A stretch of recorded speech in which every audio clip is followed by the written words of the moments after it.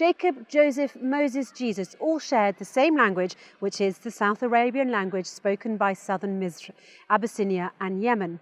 Since all the prophets come from the lineage of Adam, these are they on whom Allah bestowed favours from among the prophets of the seed of Adam. Then do not forget that Adam is the father of humanity and that scientists have proven that the Abyssinian highlands is the cradle of humanity, as they found there the very first human being to walk on the surface of the earth. According to DNA tests, they prove that the origins of humanity were black.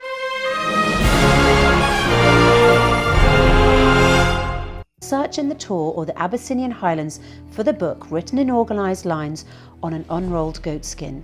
You will find the secret in this book. In the heart of the Abyssinian highlands, the Tor, and inside of the city of Aksua, now called Aksum in Tigray, the oldest Bible on earth has been discovered. The writing is organised in fine letters in the Abyssinian language Ge'ez, a South Arabian language, as if it was written by a typewriter, and in beautiful colours as if it was written recently. While its pages are straight and not flipped, the pages of the Bible are made from dried goat skin, or rek as it is called in Arabic. This is very significant because the skin of the goat, or rek, is an organic material that contains carbon atoms which can be recognised by radiated carbon testing to clearly identify the age of the document. According to these tests, it is the oldest Bible in the world, dating back to 330 AD, or more than 2,000 years. The local monks believe that this book holds magic properties. It has been preserved as one book without any damage or deterioration to the beauty of its writings and colours over time.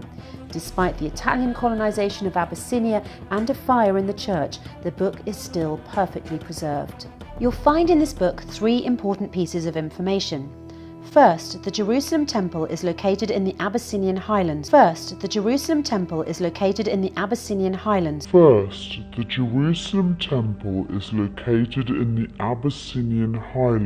Tor. The theologians Judas Mackenzie and Francis Watson have deciphered the oldest Bible, the Bible of the Abyssinian highlands, the Tor.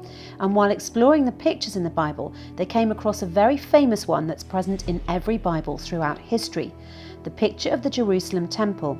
And to their surprise, this picture of the Jerusalem Temple is the Abyssinian Temple.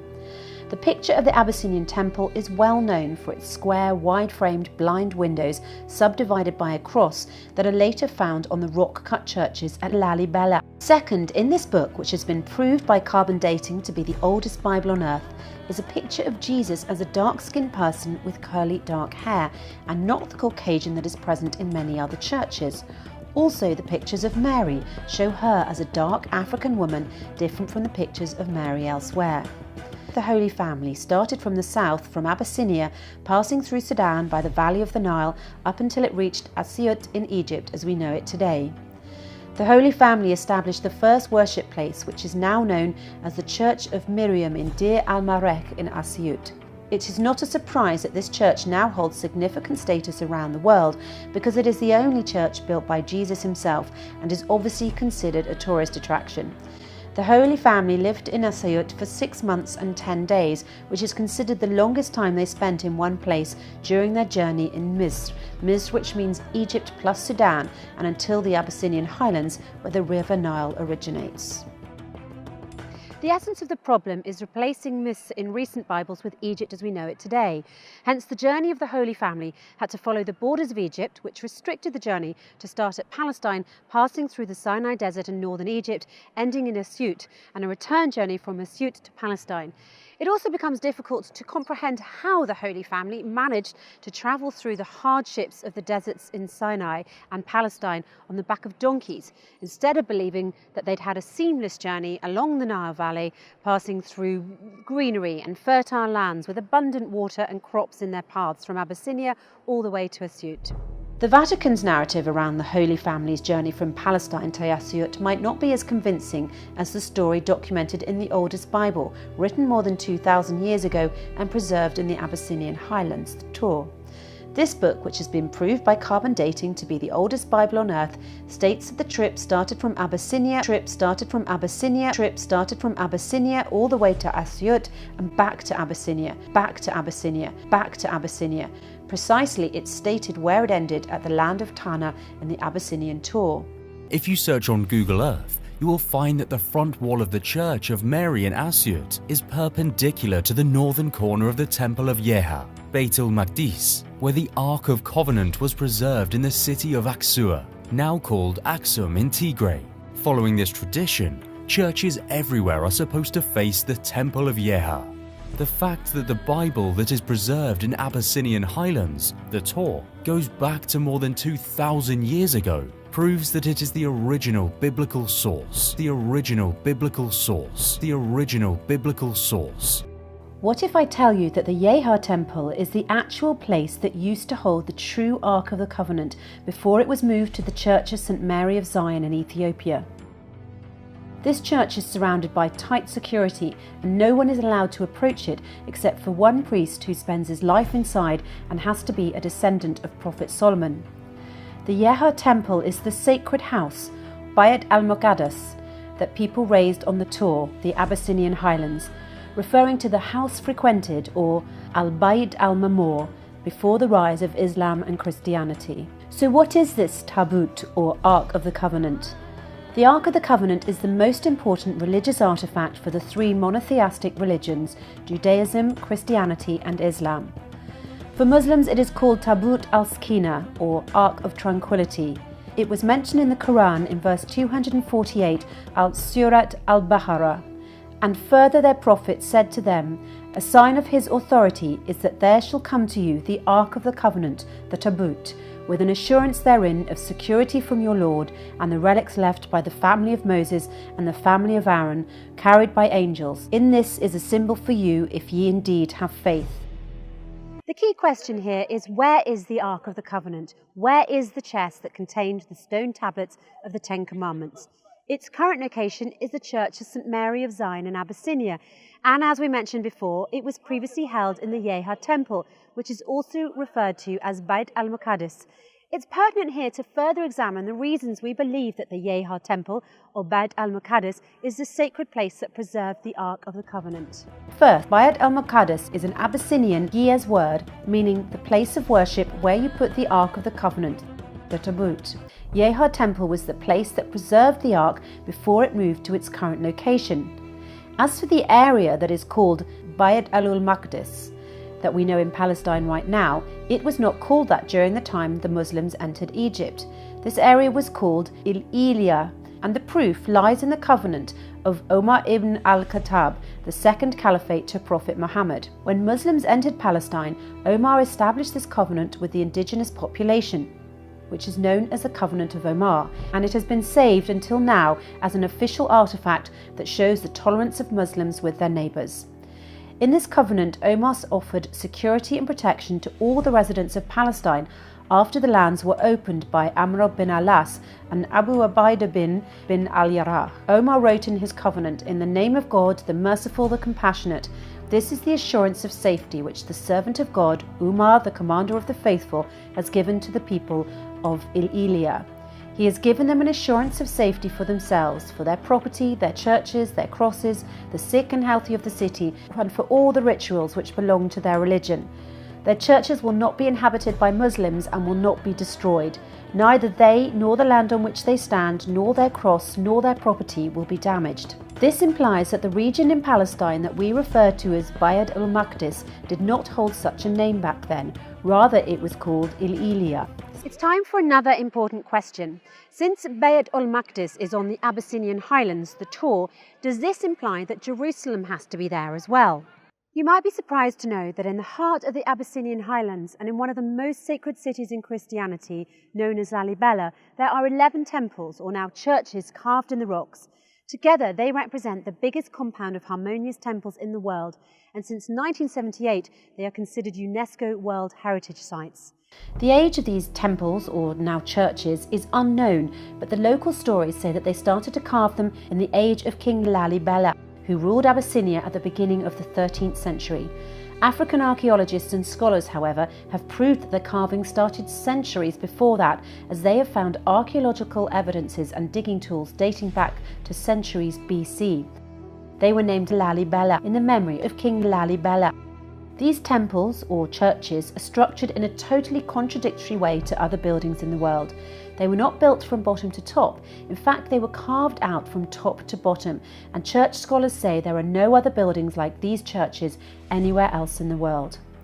The 11 churches are connected in 2 different groups through passages or tunnels 11 meters deep and separated by a river called the Jordan.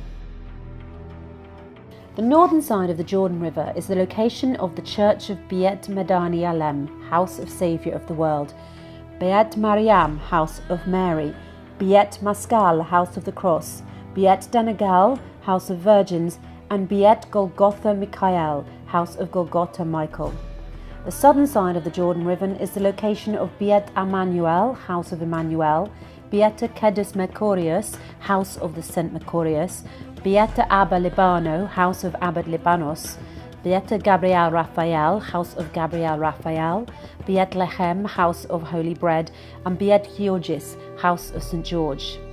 So what does this have to do with Jerusalem? Well, all the churches' names that you've just heard in one of the most sacred cities in the heart of Abyssinian highlands surrounding the Jordan River are the same exact names of churches currently in the city of Jerusalem.